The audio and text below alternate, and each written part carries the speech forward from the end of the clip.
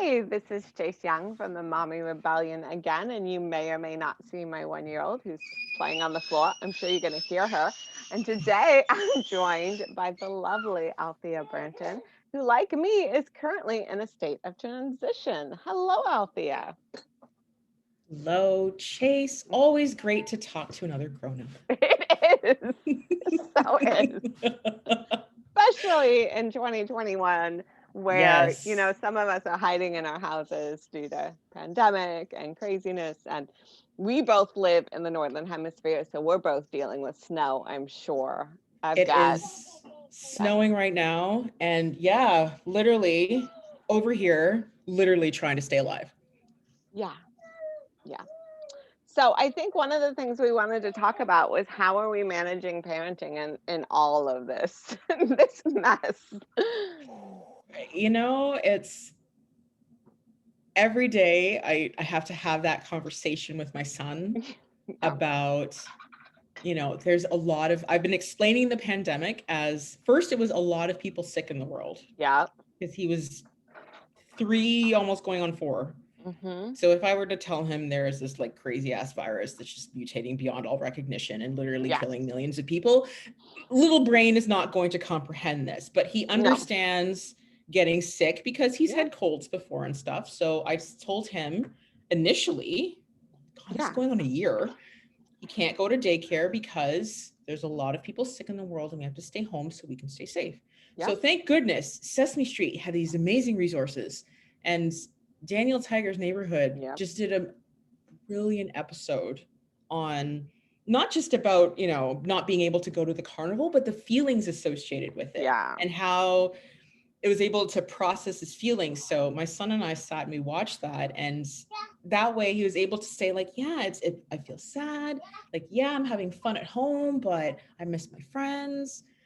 And then there's this whole other level of how this pandemic is being politicized. Mm-hmm. You're part of the south of the border. Yep. Y'all are blowing up. I know. And it's like, You've been blowing up for some time now. So that part, I haven't really gone there with him. yeah. He is a biracial child. I haven't gone there with him. I feel like this needs to be dealt with in Yes. stages, Yeah. right? Like one day he will understand that, the world still has that one drop rule. So Yeah. even though he is a biracial child, the world is going to see him as black and the world will treat him as such. Yeah. And now that he's going on 5, I don't, I'm not ready to have that conversation. Sensation. Yeah. Yeah. I really don't know how to go there with him. So far, knock on wood, he has a very diverse class. He's friends with other biracial kids, which is great. So Yep. that hasn't really come up yet. But the reality is I eventually will have to have that conversation. Mm-hmm. Yeah. And it'll be just as awkward and just as hella ridiculous as having the birds and bees conversation, which really doesn't have to be if you think about it. I'm going to stop on the birds and bees. So, I mean, it's probably helpful because I've kept having children, but we've been able to do that. There's a lovely book called It's So Amazing, which is Mm. written by 2 doctors. But what makes it fun, it's not quite a graphic novel, but it's very similar to that, is that there's a Mm-hmm. bird that wants to know absolutely everything about how babies are made. And there's a bee that really would like to go, la, la, la, I don't need to know. And they have conversations throughout the book. And then that one, there's a couple of different levels, but that one just gives the basic, a little bit more than the basics. Like they've got this lovely, the sperm journey to get to the egg, and how fast do they swim and Yes. stuff. But all of my kids, with the exception, of course, of the youngest, have gone through this because mom's been pregnant. So that by the time we've Mm. gotten to menarche, we already know how all of that is. And we dealt with that before there were any of the hormonal blah involved. Mm-hmm. So now we're Mm-hmm. just dealing with, body changing and that kind of stuff. But we've already Mm-hmm. had the this is how babies are made discussion. Right. And because it's a book, like people can go and look at it whenever they want to, and Mm-hmm. so I think that the conversation you're going to have with your son about the one job rule is going to be far more uncomfortable Yeah. than how babies are made. Yeah. I really think so. And it's an unfortunate situation that I have to even have that conversation and let him know, like, listen, you will have friends, you will have always have people who love you, but there are going to be people out there who will treat you poorly because of the way you look. And some of them may not even consciously be aware that they're doing it. I mean, this is the thing, right? That's the thing. As I delve into more about what being white is and how, because of the color of my skin, I've had privileges that other people haven't had. Like, I recently learned that in some situations, just asking you what you do for work as a person of color, you could find offensive, because I could be trying to put you in a social construct of where you fit in a social, whereas, and it's not a question that I personally ask that much. I'm more likely to not directly ask, but figure out if you have kids or not. Like, that's kind of more of how I meet with people. And I tend to, if I'm meeting a lot of new people, I might be at like a business conference, or I'm at like a craft conference where I would go, so what kind of knitting do you like? But I was just shocked that just finding out what someone does for a living could be offensive, because because I'm personally not categorizing people that way. I just am like, so what do you do? Because I want to be able to connect you with someone else. Like, if I think you're an awesome person, I want to be like, oh, she does such and such. Well, somebody else is looking for someone who does such and such. Let me recommend that person. Do I have been on interviews where just me saying that I have a university degree is an absolute mindfuck.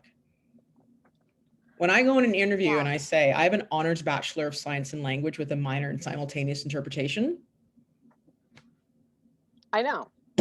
Whereas I'm like, yay! I mean, I'm like that. And I grew up inside academia. So my dad has a PhD in microbiology, and his postdoc when I was up until when I was 11, and then he went into teaching at colleges and universities. And so I kind of grew up in that whole academia type thing. And I'd just be like, oh, good for you. You made it through all that. This is the thing, but telling someone that you're and then I went to community college after that, and I have a certificate in human resource management. So I'm going into interviews and I'm telling people this, and the immediate thing they ask for is proof right away. Because if I'm going to come up with such an honors Bachelor of Science and Language, does not sound, it doesn't sound real, but I can assure you it is. Yeah. My student loan debt tells me it is real. Yeah. Yes, exactly. And two, why is that so difficult to understand that a woman of color has a post-secondary education? Why is that so? Yeah. I didn't have a baby at 17. I was 39 when I had my child. Okay, not everybody does. Yeah. No, this is the thing. It's such a I found, especially in the area that I live in, I found that the more interviews that I went on here, the more people were just, they couldn't believe it. They couldn't believe the companies that I'd worked for. They didn't believe anything. So any background check wasn't because they want to consider me for the role. It was, is she telling the truth? Yeah. And when it comes back to say she's telling the truth, then all of a sudden, oh, I'm overqualified. I don't like the overqualified thing. I mean, that affects white people too. I don't overqualified. I don't want to pay you, and I don't want to pay you what you're qualified to be paid. I think sometimes is what overqualified is. It's like, I'm pretty sure I'm gonna offer you less money than you want, so I'm just gonna say you're overqualified. Or somebody else came in who I know I can pay less to, so I'm gonna hire that person, even though they're Fun gonna be. Story. Yeah. I went on an when I first moved to this area, I went on an interview for an HR job, and I was kind of transitioning out of the field anyway, because HR is just, well, hooey. Yeah. Anywho, it's a load of hooey. So I thought, okay, you know what? I just need something just to pay the bills, whatever. So I go on this interview, and it turned out, so the woman's asking me, right? Tell me about your education. Yep. And I'm telling her about my education. I told her about my designation. I told her about the experience that I had. Yep. And she's like, that's more than I have. And I said, okay. In the back of my mind, I'm thinking, what am I supposed to do about that? Yeah. Yeah. Like, what am I supposed to say? Like, Yeah. I don't know. Like, why are you telling me that that's more than you have? Yeah. So in the end, of course, in true recruitment fashion, like, I heard nothing. Yep. For months, like a good 2-3 months. Finally, I got an email from the person that interviewed me and said, are you still interested in the role? And I said, no. Yeah. And I realized, and she's like, oh, we didn't realize we need somebody and you have all the qualifications. I said, well, why can't you recognize that instead of your first thing that opens out of your mouth is you have more than I do? Yeah. It's a fear thing because I have this background. She only went to community college for 2 years. Mm-hmm. I have that 4-year university degree and a certificate from one of the most recognized HR schools in the province and a whole whack of experience with some really well-known brands. Yeah. She got afraid. Mm-hmm. I can't be more than that. And especially as a woman of color, woo, I'm going to freak you out, right? I might go in and take her job. I think people get really, really funny because when I was 20, I left my job and I'd gone back to be a camp counselor at the rural Kentucky Girl Scout camp that I'd gone to at one point as a kid. And I went in as like not in charge of a group. Like I was the assistant to the group level. This was my first year being a camp counselor. I was completely fine with it. I was fine with what I was getting paid. I got room and board. I was excited to do something that I love to do. And we would kind of rotate where we were. So at one point, one of my unit leaders was a year younger than me. She'd been a camp counselor before. She had more experience. She had more responsibility. And I remember some of the other counselors going, how can you be comfortable with the fact that she's younger than you? And I was like, I don't want to be the one that has to call the weather. Like, I read all the stuff that a unit leader has to do.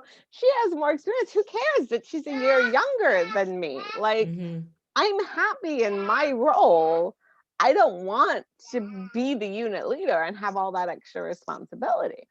But there were kids, because we were all still kids. I'm sorry, when you're 20, you're still a kid.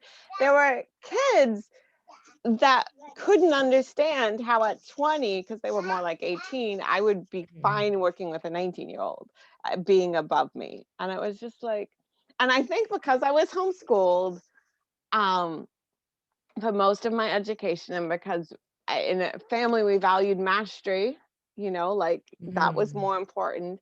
Like, and whenever you get mastery, and for some people it takes a long time in certain things to get mastery, and for some if you're talented or you're just better at that thing, you might get mastery faster, and that's fine.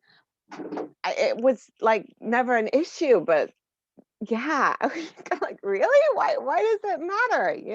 Like, it's this narrative that our life has to follow a certain path at certain ages, right? When you graduate from high school, you have to know what you're going to do for the next 60 years of your life. You have to know, like that. And it's got to be one thing. You can't figure it out.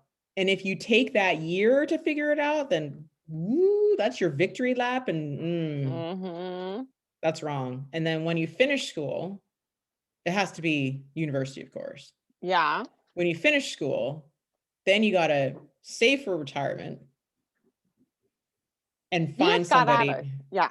Yeah. I remember when I finished university, I'm staring all of this $40,000 debt in my face. Yeah. Which I know to some folks where you are, it does not sound like a lot. No, that would be like a year here. So then. Yeah, that was, by the time I was done college, I think it was 50 grand. It's still, I know it doesn't sound like a lot. I would have gone to university if that's what I would have walked away from. But I would have walked away with way more than that. So I chose not to go to university because the field I wanted to go into, there was no way I was going to be able to recoup it. Like, you know, it was just. This is as a Canadian, this is one of the things that kind of blows my mind about the US is healthcare. I can't even fathom. I can't fathom. Oh God, yeah. I can't even wrap my head around that. And paying $100 and some odd grand a year, you haven't bought books, you haven't eaten, you have no place to live. I can't wrap my head around that. So I'm staring down the barrel of student loan debt, and I'm getting these things from my bank, save for retirement, and I'm like, I have a job. What am I going to retire from when I don't have employment?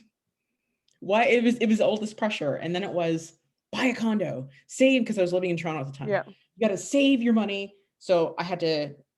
I still haven't found a job yet. Right. Pressure to retire. Pressure to buy some kind of property or some kind of box in the sky.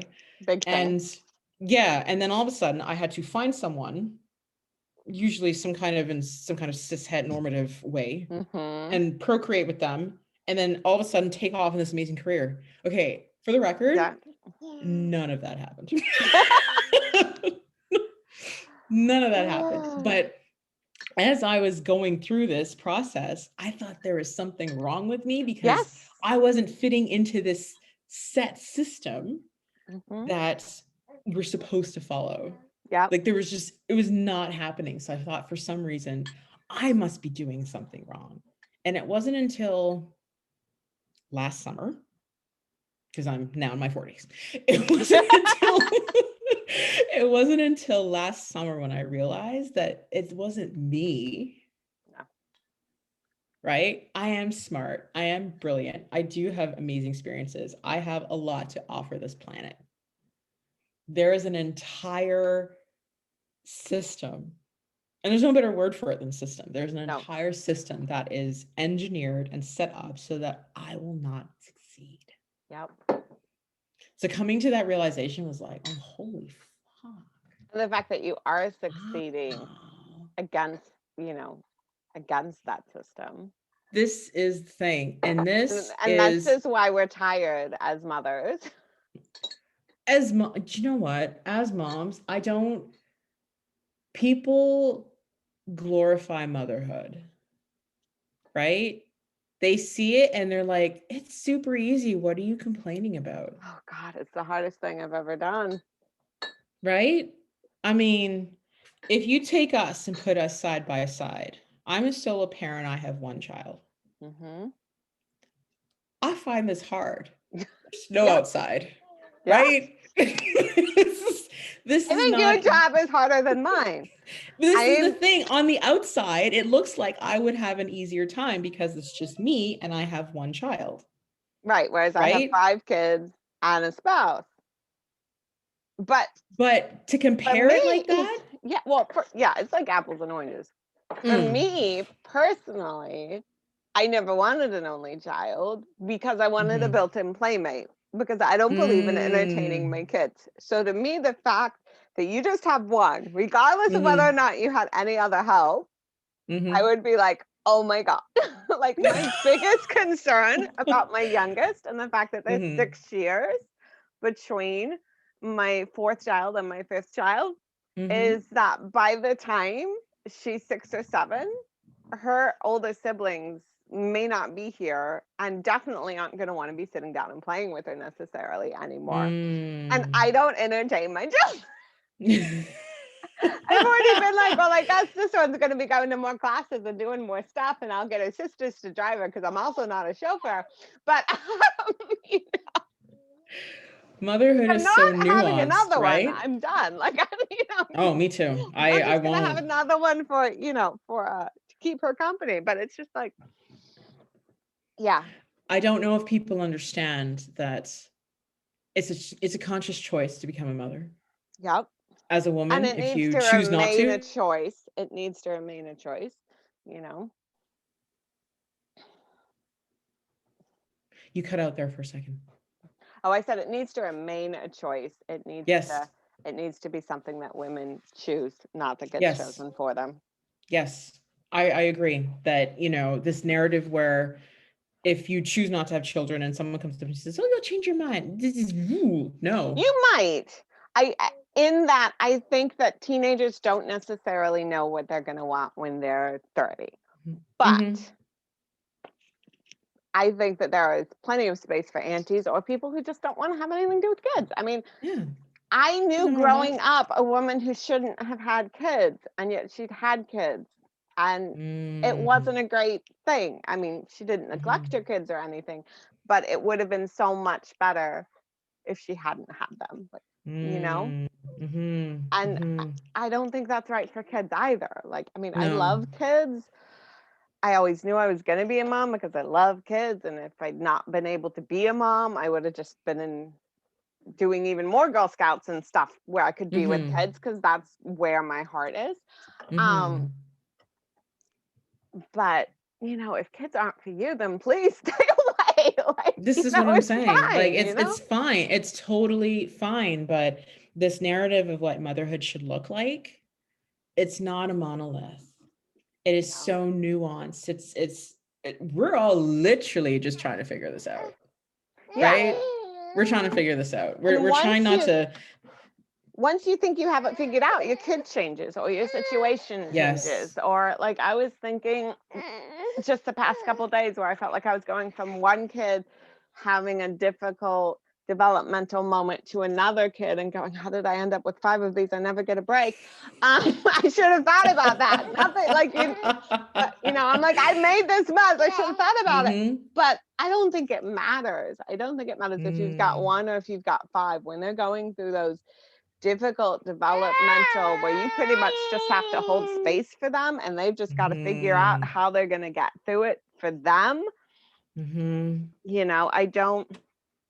And especially now when the way that they're growing up right now is not the way I can't even imagine what a pandemic would have looked like when I was a kid. Like I can't.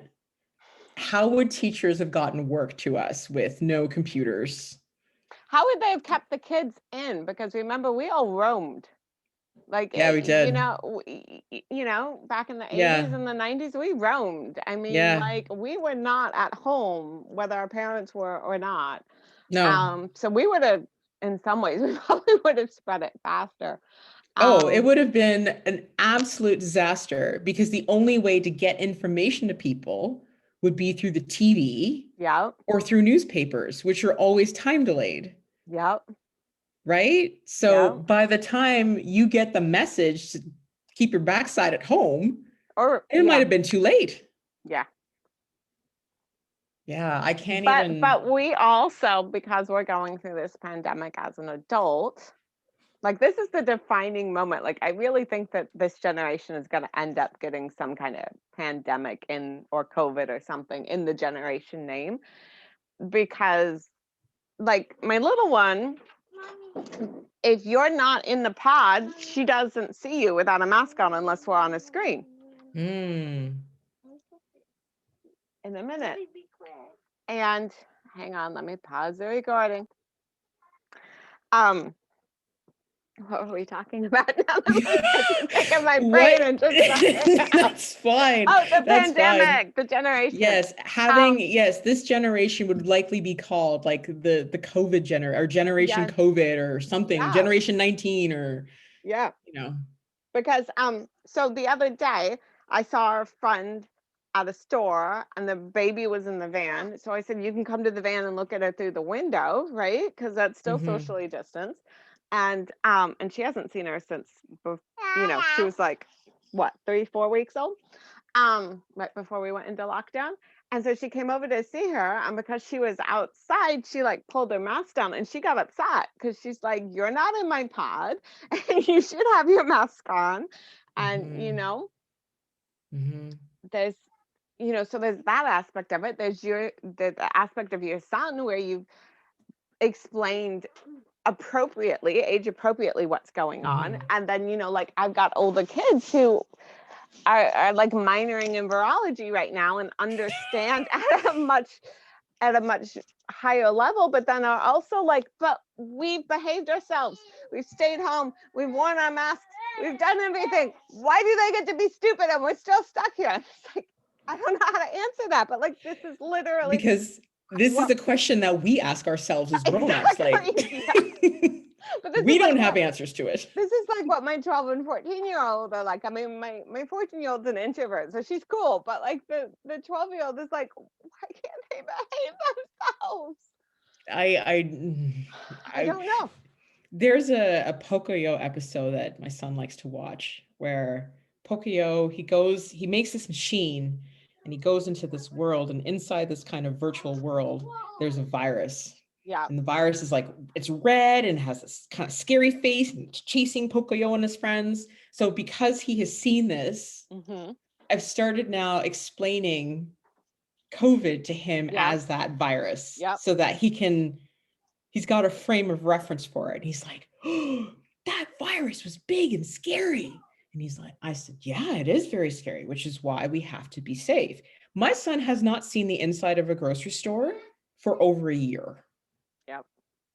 Like now there's this amazing service, Instacart. Yeah. I know it's in the States. It is. I've seen the commercials because I also saw that they weren't paying their unionized people properly, which is yeah.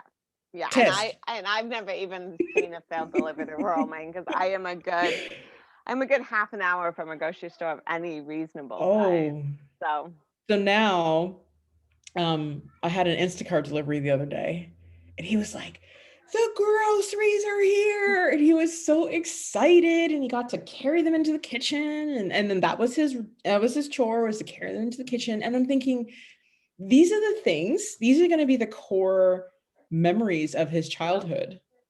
Instead of like, there was a farmer's market in town that I took him to maybe a couple times in the summer, but it was all like fully mask on, distance, okay, but just so that he could get outside and kind of see like where food comes from. Food comes from farmers, and this is what they do in the summer. They sell their vegetables and fruits to us and we eat it. So at least in the summer, we were able to go to a couple fruit stands and buy some seasonal stuff, which was kind of nice, but ain't nothing growing in the dead of winter. So now it's too cold for me to go to the farmer's market right now. We've got one near us that we can pre-order, and so we pre-order every 2 weeks, and then my husband and I go drive. We stay in our car and they put it in the back of our car. This is our experience now, right? I mean, lucky for us, the area we live in, it is very agricultural here, so there's tons of co-ops. We can always get fresh meat if we need to, which is fine. So we're not, knock on wood, we're not going hungry. Yeah. But I can appreciate that there are people who, I actually just saw an article the other day. No, it was yesterday. There's this woman in Ottawa who is living on a fixed income, and she's petitioned the government to open up thrift stores. As an essential service, because there's a Value Village down the road from my house that is like my ice cream sundae. I'm a huge, this was $3. I'm a huge thrifter. So having these stores closed is breaking my heart a little bit, but I can only imagine. Not only being a large family, but I just like the fact that I don't have to buy into fast fashion if I go get it from a thrift store, or like kids grow so fast. It's not always, I don't want to get them new, you know?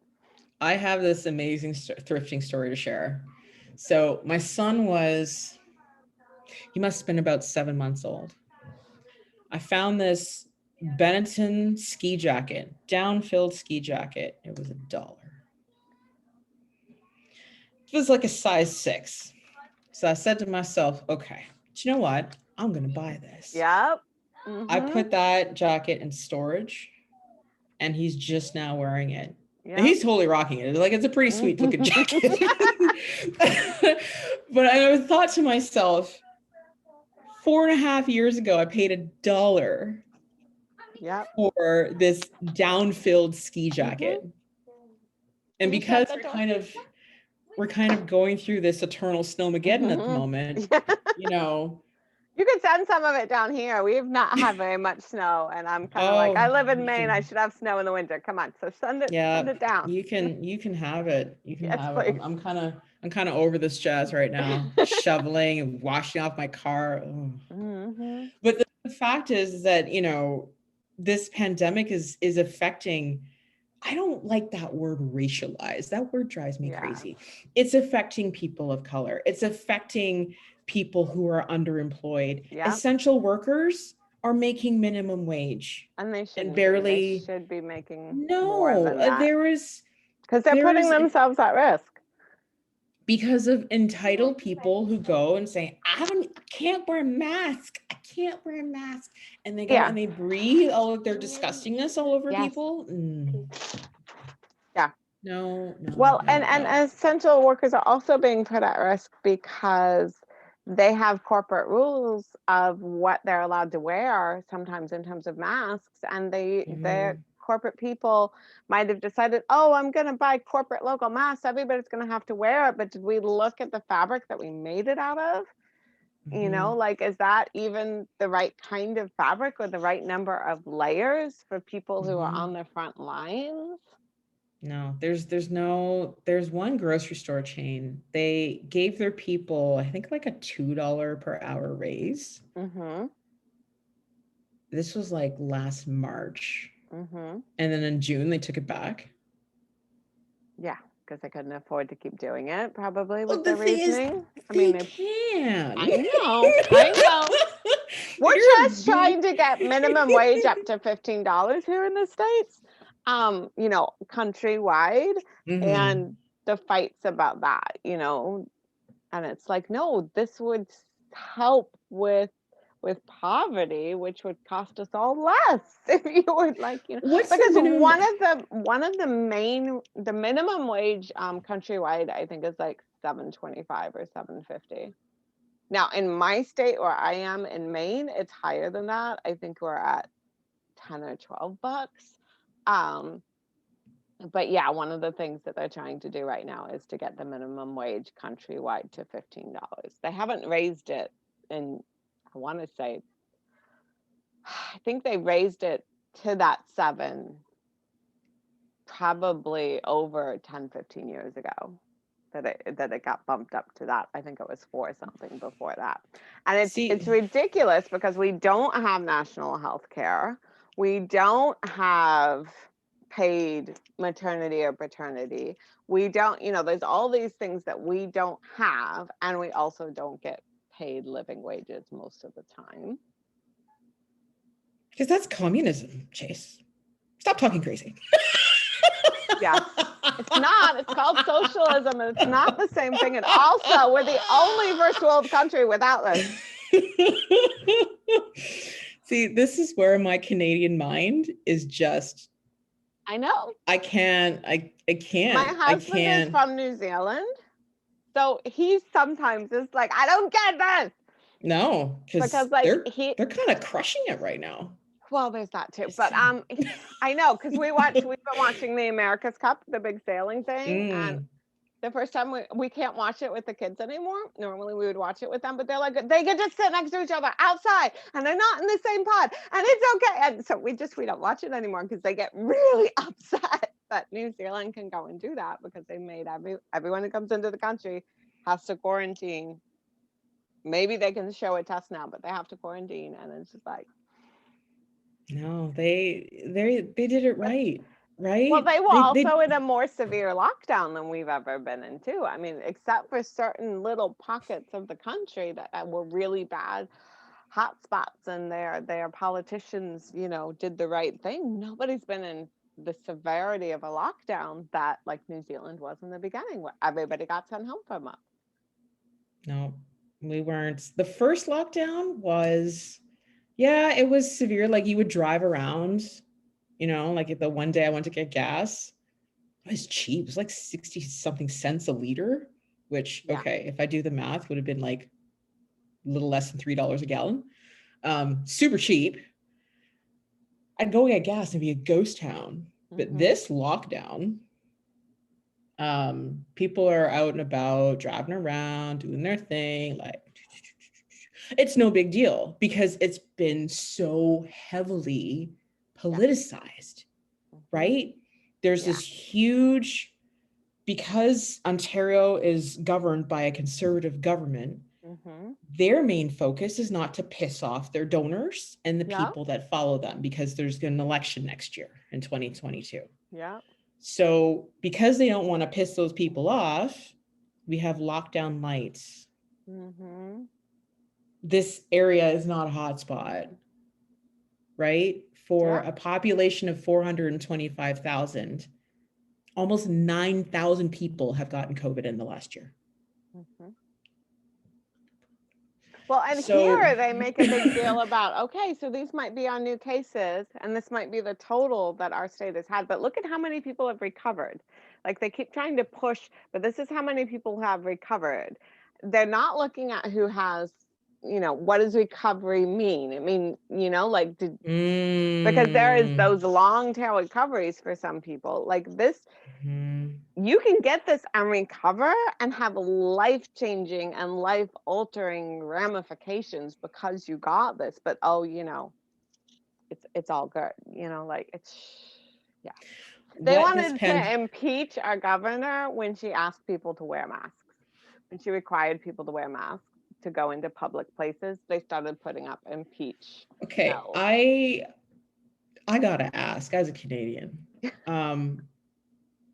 what is considered an impeachable?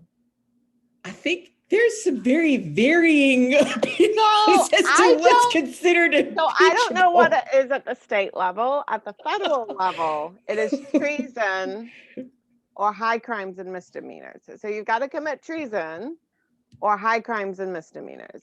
Inciting a riot. That's kind of treason, is it not? Like, you'd be beheaded for that. They can't put that under treason, but they're going to do it as high crimes and misdemeanors. Clinton is hard for me to answer because I was watching it, you know, as a you know, as a almost adult, not quite an adult. I remember watching that and thinking now. The Republicans were doing everything they could from the moment that Clinton walked into office to make it impossible for him to get anything done. And they were constantly trying to do investigations and stuff, and they were constantly trying to dig up dirt.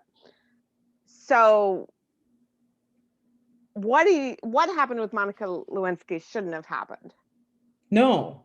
But had it been a Republican president, I don't think he would have been impeached for it. Not at all. And what happened to her and how she got vilified also was incredibly inappropriate. And she was like one of the first people to kind of, you know, fall under that, what we would now call social media vilification, even though it wasn't really social media quite yet, but she was like that first person, you know, and you know, she was on suicide watch for a while because what do? You're 22 and you're the bulk of national jokes and everyone's making fun of you, and you know, like like it was all her fault. It which takes is just two. wrong too, you know. Exactly. Back to, you know, all the stuff that's screwed up in the patriarchy that, you know, it's always the woman's fault, you know. So that's. But I'll tell you something, Chase. In the face of this patriarchy, because let's be real, the patriarchy has really shown its true self. It's always been there. We know this. It has always been there. But as of late, with the pandemic, with the Black Lives Matter movement, with our everybody president. Wow. I know. I honestly, like, I remember the day before the election, I went out. Few times I leave my house is literally to get gas, and I don't know why, because I don't go anywhere. So you want to have the possibility that you could go somewhere. Like, you exactly. Just feel like when they say it's all clear, you could just hop in your car and go. Like, you know. Sometimes I just take my car out just to drive it, to make sure it still works. Just exactly. Back. Like literally, this is what I've been doing as of late, is to just take my car out, go for like a 20-minute drive down the highway and come home because it needs to run. Exactly, it does. The day before the election, something or other, big, huge Trump Pence flag, driving in the back of a pickup truck, driving around town, honking horns, Trump rules, In Trump Canada? rules. There have been protests, pro-Trump protests in Vancouver, in Calgary, in Toronto, across this country. There are Trump supporters here. What the fuck for? I don't know. Yeah. But they exist here. They legit think that this man is some kind of savior. But what he has done is he has normalized. Yep. He's taken the white nationalist message and he's normalized it. He has normalized it. He has normalized being overtly racist. That overt racism is not here in Canada. It's very subtle here. Mm-hmm. It's very clandestine. It's very it exists. Most of the white people probably don't think it even exists. It's so undercover where you are. Yes. Yeah. They're like, I don't see color and all lives matter and it's all good. Yes. Yes. You just described my neighborhood. The last federal election, there were blue conservative signs all over my neighborhood. And I'm holding on to my child like, Lord love a duck. Let me just keep you close because clearly, there was a socialist one at the end of the street. So I was like, okay, we can go to their house. we could go to their house. It's okay. But the rest of them will just kind of stay here. But they're super nice to us. They're super nice as pie. They wave. They're like, oh, Harrison. They don't necessarily see how their policies affect you. That's part of what it is. And that's kind of where it comes down to, right? It's just or you're the person of color that is exceptional, that is different, that is you're the person of color that's my friend, so I'm not racist, like it works that way. The amount of times I have been the token, the amount of times I have been told I sound white, like that's a compliment. How does one sound white? I don't sound black. Why don't I have a Jamaican accent? Here's a newsflash. I'm not Jamaican. Yeah. Weird. The amount of times I've been told, oh, how come you don't act black? All these different things, which are just thinly veiled microaggressions. They are, yeah. Right? You're so articulate. You're so articulate, Althea. You know why I'm articulate? Because I have an honors Bachelor of Science and Language with a minor in simultaneous interpretation. That is why my backside is articulate. Not for any other reason. I'm getting tired of being compared to this very Eurocentric view of how a person should be. Yep. Right? I mean, every January, it's new year, new you, and you got to work out, and you got to go to the gym, and you got to be thin. Like you could probably stand to eat a burger. Healthy. I have an ass. And it looks good in jeans. Yeah, and you're gonna buy the jeans that are gonna highlight that because And you know what else? I eat. Yep. A lot. Right? I'm never gonna fit myself into this beauty standard, like drinking green leaves. Well, and what I don't like is that everybody thinks the solution is like this one diet. I'm a fat burner. I've never, chicken breast is never going to fill me up because it doesn't have enough fat on it. I need fat red meat. I can't live as a vegan.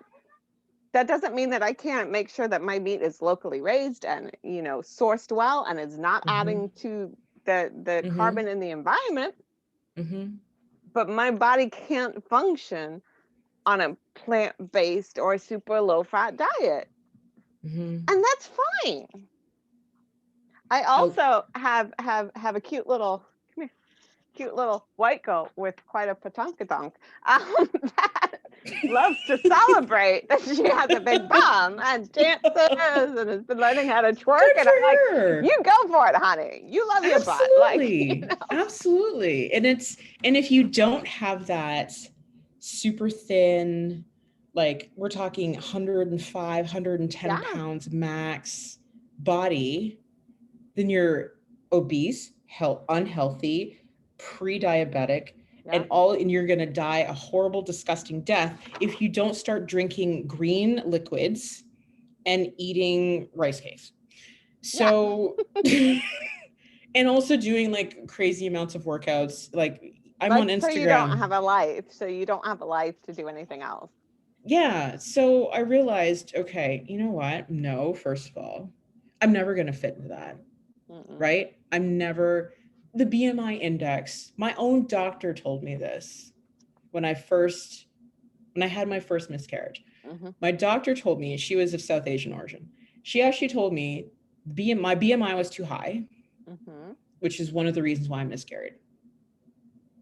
No. I don't know if that's true or not.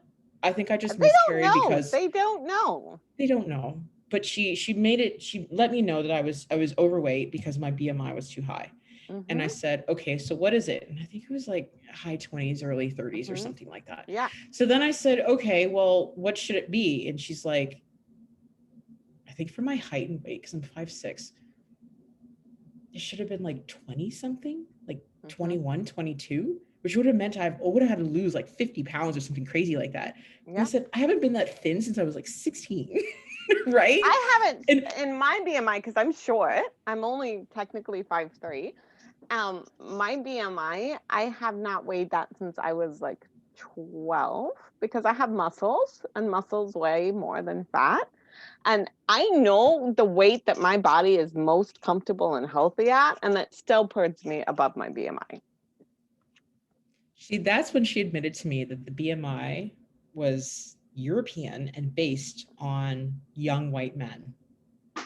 Yeah, and the military fought it when it became the standard in this country, because the military didn't like it, because they understood that some of the men coming in had large bones, some had, medium bones, and some had small bones. It was done for life insurance.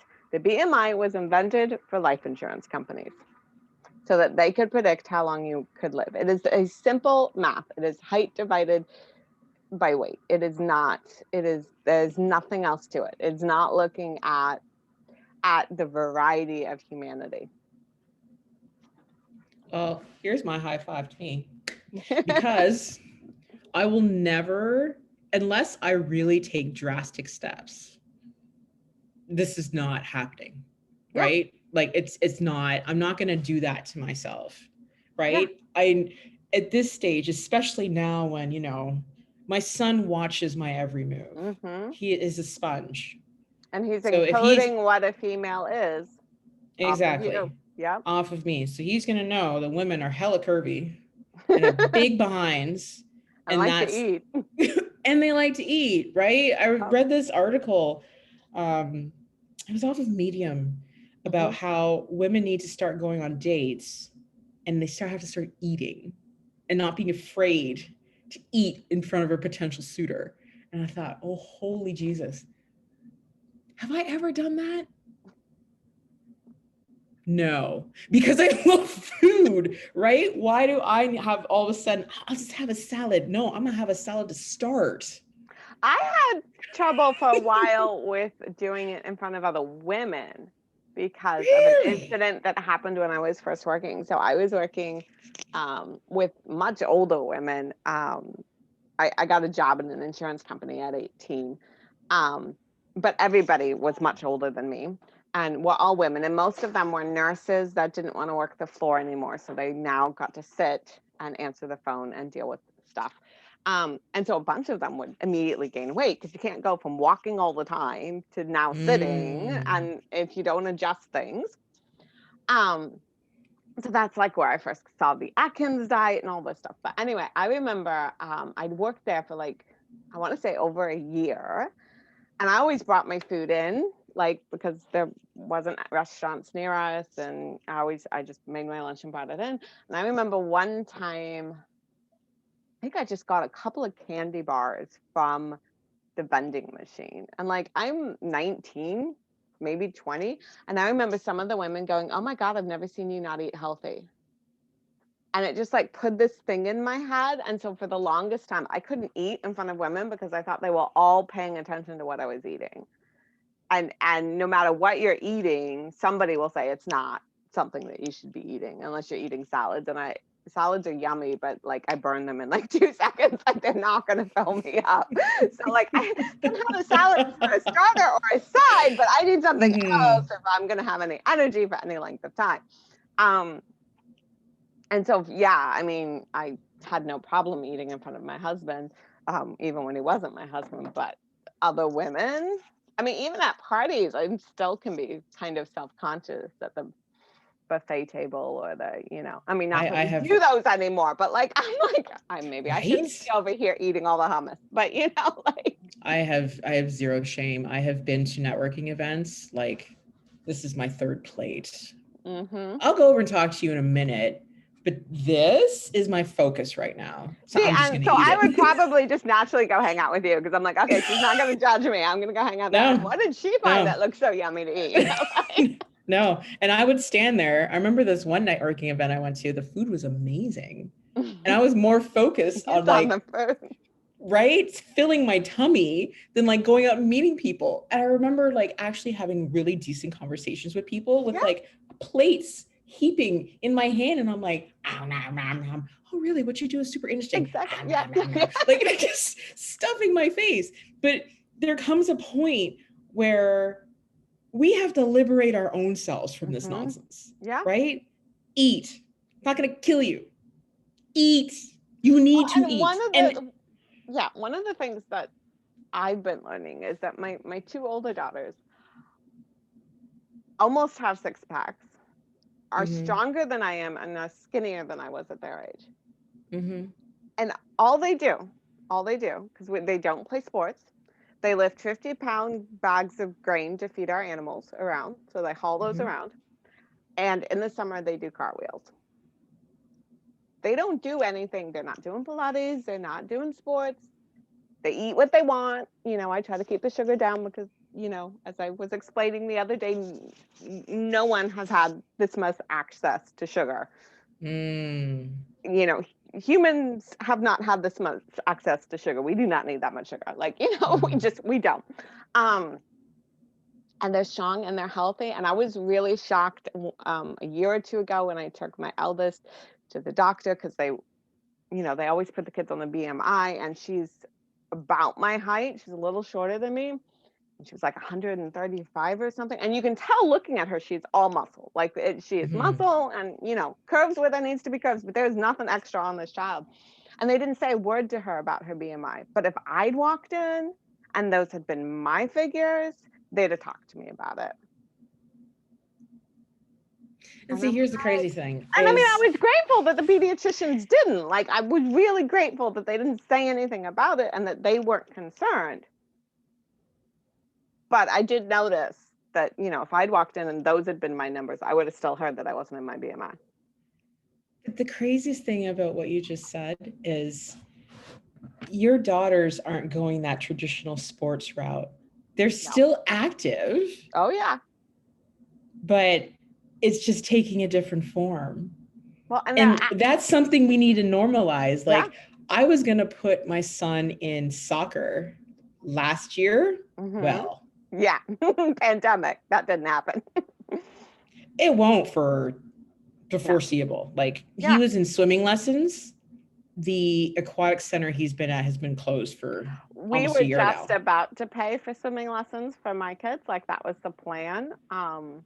To start that while my husband was on paternity leave so he could help with the transport, and we went into lockdown, and I would still like that to happen so they could all get their swimming. Oh, absolutely.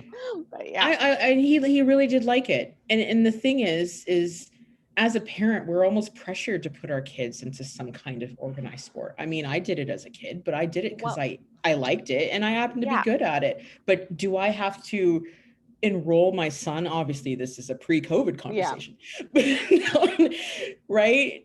There's this I felt like I was almost being forced. Like parents at his daycare would ask me, so what classes does he do? I'm like, he goes swimming. And my kids get to do like one thing, and right now that's Girl Scouts, and that's it, because there's too many of them, and like I said, I'm not a chauffeur. But it hasn't been with a pediatrician. It's been like whoever the intake person is who asks all the questions. But I've had them be like, so what sports are they doing? Or how active are they? And I'm like, have you looked at them? They're fine. Like, like they're extremely active. I'm like, but one of the questions that you have on the form is, how many minutes do they spend with their heart beating fast? And my kids are kids. They will go sprint over there, go do whatever, sprint back. Like they're not doing this running for 30-minute thing. Like that, and that's not really what humans are invented to do either. No. Like we're invented to lift heavy objects for short periods of time regularly, and to sprint when we need to when there's a tiger chasing us. Yes. And to just walk everywhere. Like that's what we're meant to do.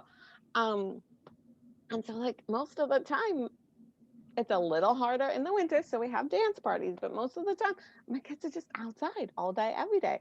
I don't live on a flat piece of property. We've got some undulation. We're, yeah, my kids get more steps than I do all the time, and I get a fair amount because I have to chase after them. But he had this one classmate who had skating and gymnastics and dance and ballet, and I was like, oh, just listening to it, I was exhausted. Well, that's the thing now. That's the thing. Overscheduled kids. They're now having to explain to parents that you have to give them unstructured playtime. You and I, when we grew up, no one had to explain to our parents. No. To leave us alone and let us get bored. No, there was no opportunity to be bored, right? Like summer was, you get up, you eat, you go. Yeah. You come home at lunch, you go back.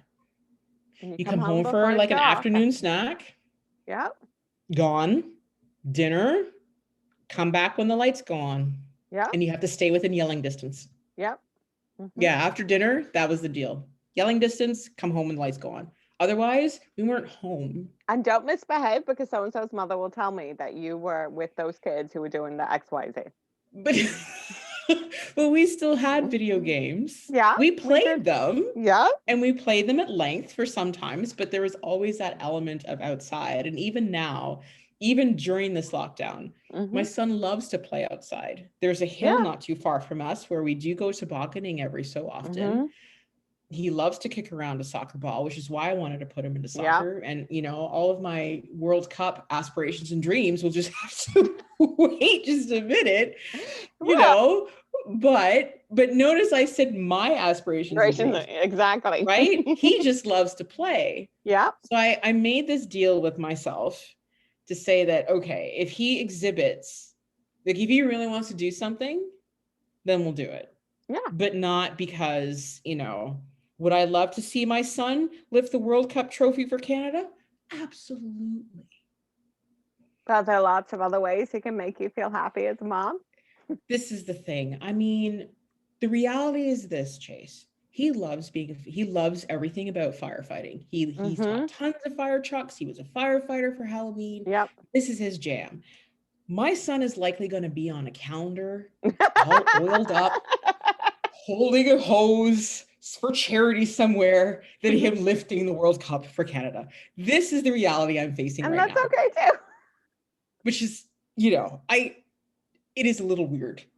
He might go out of the firefighting. You never know. You never know. You never know. But the day that I told him that there is a school you can go to and to learn how to be a firefighter, mind blown. Like, it was just like, really? Like, so right now, this is where he's going. The calendar is almost inevitable at this point. I'm just saying.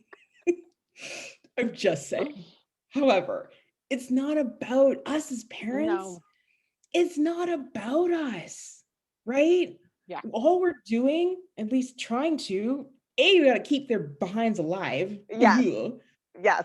Yeah.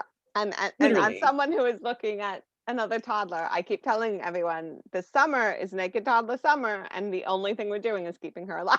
Like, Yeah, like we're not literally, even going to try and keep clothes on her. We're just keeping her alive.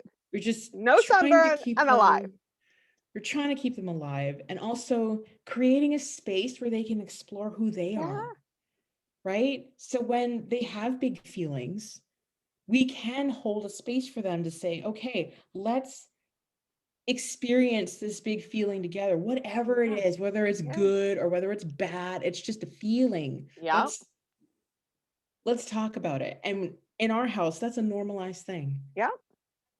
We have feelings. Sometimes they're big, sometimes they're small, sometimes we're frustrated, sometimes we're super happy that we had McDonald's for dinner last night. I'm not ashamed to admit it. But these are the things we have to normalize. It is up to my child to figure out who my child is. It's not up to me. And I keep telling, my kids, I'm like, I want you to be happy with what you're doing. Mhm. We used to have a Moana DVD. I don't know where it is. You can look I for it. love that movie. I love Moana. Well, New Zealander.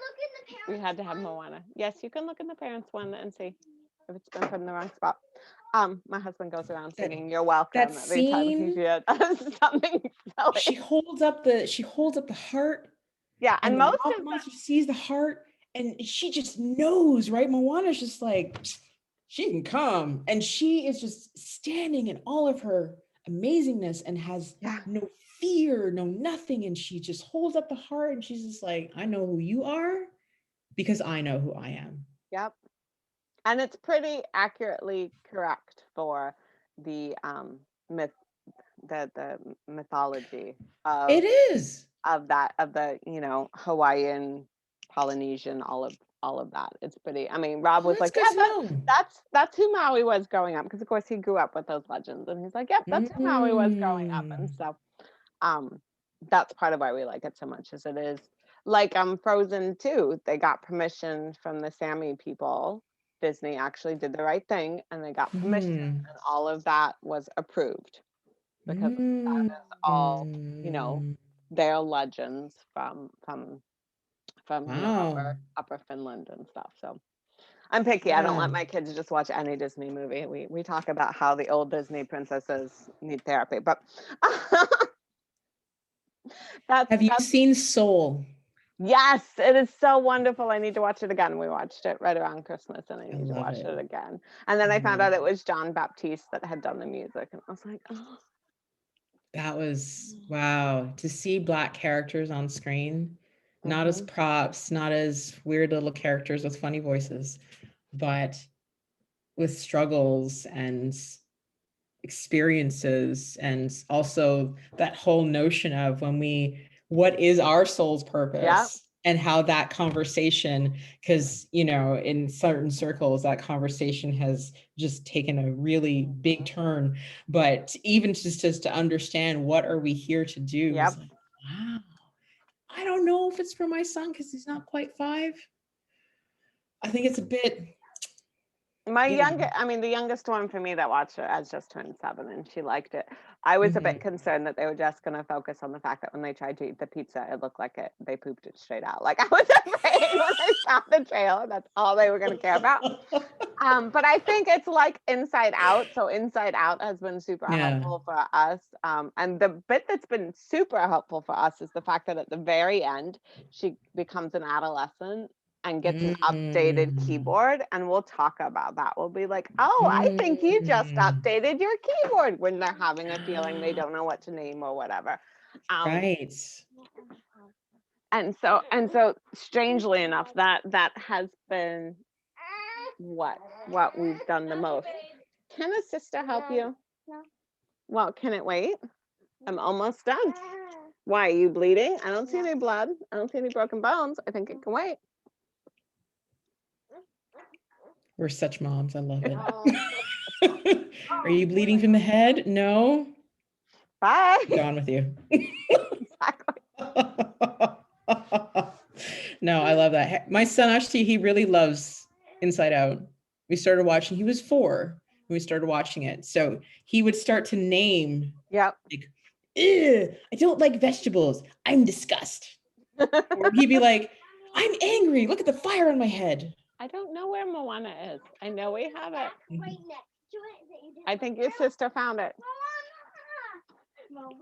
Now, is the disc actually in the cover? Like, I'm not even going to go there. But like, that's the real question. Right? We stream everything in this house. We usually do. It's just my husband's working from home and I'm doing this. So I'm trying to keep them off the internet because we live in the boondocks. My internet is not that awesome. Right. You know what? As moms, we've come this far. They're alive. They're alive. But I think we don't give ourselves enough credit. We don't. And we really don't. And I think one of the things that has helped me the most on my mom journey is a few years ago letting go of whether they were going to end up in therapy or not. And we actually will joke now, my husband and I, about, well, you can just tell your therapist about that. We'll pay for you to go. Not that we're doing anything neglectful or anything like that, but it is not my responsibility how they put things together in their mind. And I can say something or do something that was absolutely the right thing in the situation, and they may interpret it in a completely, in a way that I never saw coming. And it's okay to get them support if they put that together in a way that's not helping them. And that's not a reflection on me. Now, I mean, but nobody's getting neglected here, they're being met, all of that, but like, I mean, because as I do my work and I unpack my things and I unpack things that I may have taken on as a kid that wasn't mine to take on, like, I can't control how my kids might do that, All I can do is try and recognize it if I can see that it's happened, and then help them get the tools to fix it, but I can't, I've taken my ego out of that. And that took a little while. That still deserves virtual high five. That's all we can do.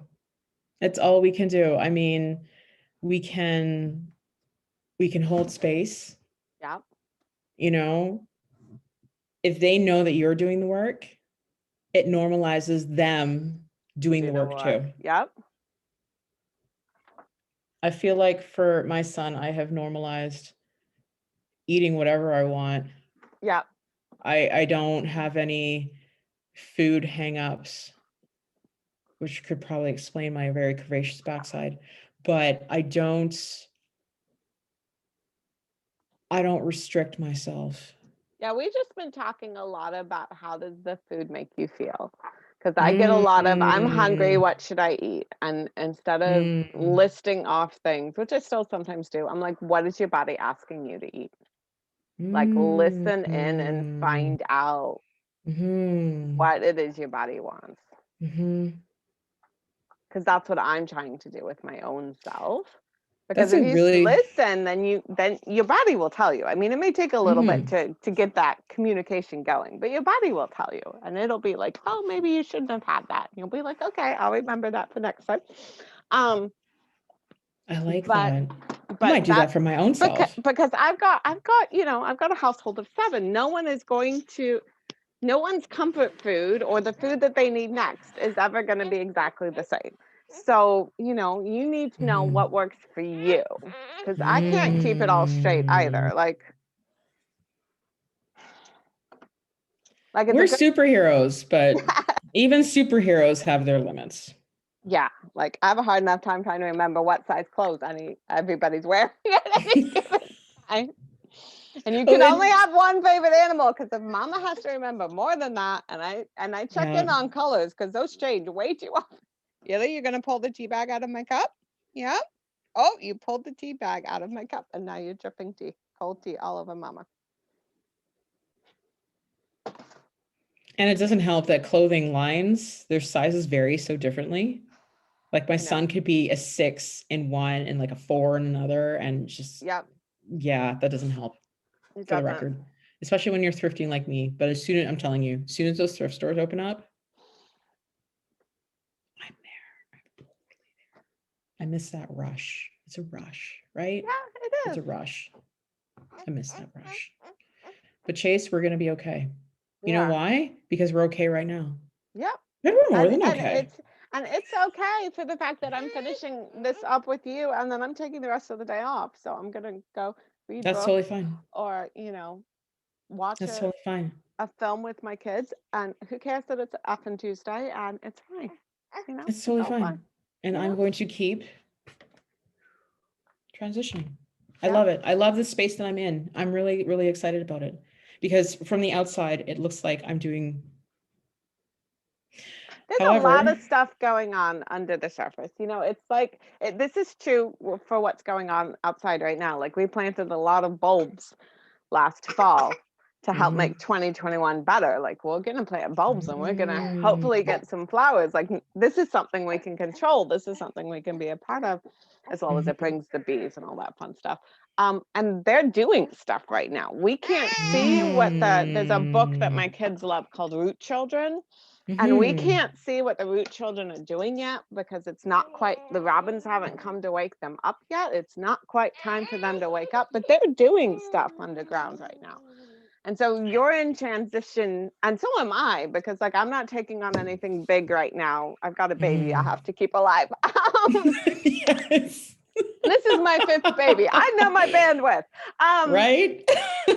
But there is stuff going on inside, that people don't see. There's stuff going on inside. And like I'm purposely making some space for that. I'm working on slowly writing my next book. And I'm also looking at, I love to knit. And so I'm learning the stuff behind how you make knit designs, how you make patterns and stuff. Because that's one of the next places I want to go and explore, because I don't buy into that you have to do one thing forever. I buy into you keep making space, and sometimes it's like 20 seconds in the bathroom when my kids can't find me to listen to what feels right. That too. And then you just keep trying to, oh my God, it's worse than picking up the telephone right now because I don't get a lot of phone calls. But like, I swear to God, I go to the bathroom and there's a mom. I mean, like, they might have left me alone for half an hour. And as soon as I go to the bathroom, they're like, Mom. Yep. Like, I'm I in the do. bathroom, I do that too. Go away. Close the door, and I literally just stand behind the door. Okay, another high five because I'm not the only mom that does that. No. Nice one.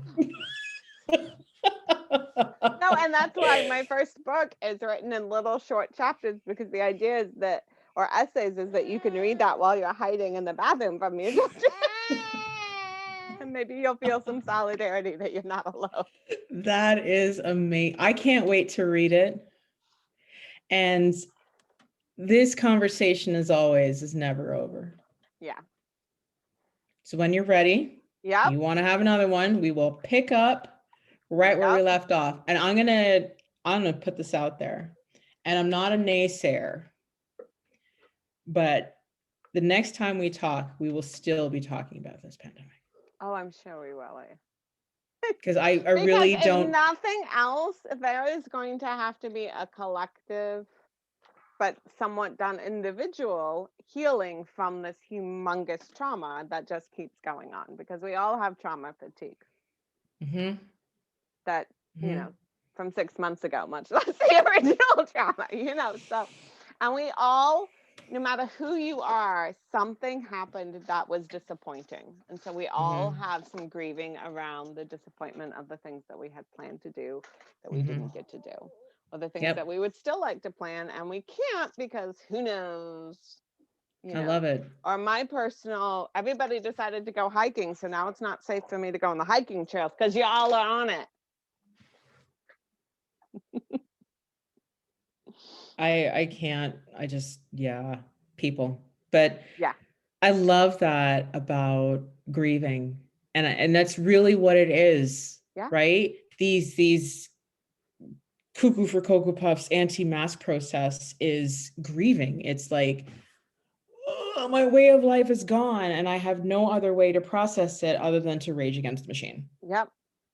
and they need to get past the anger and go to the next Mhm. step. Like, there are, Right? like But at least 5 stages of grief, and they need to move past anger and yes, please get yes. to the acceptance of wearing masks so we can all go back outside and play eventually, Yeah. and So we have can, more of us to play, right?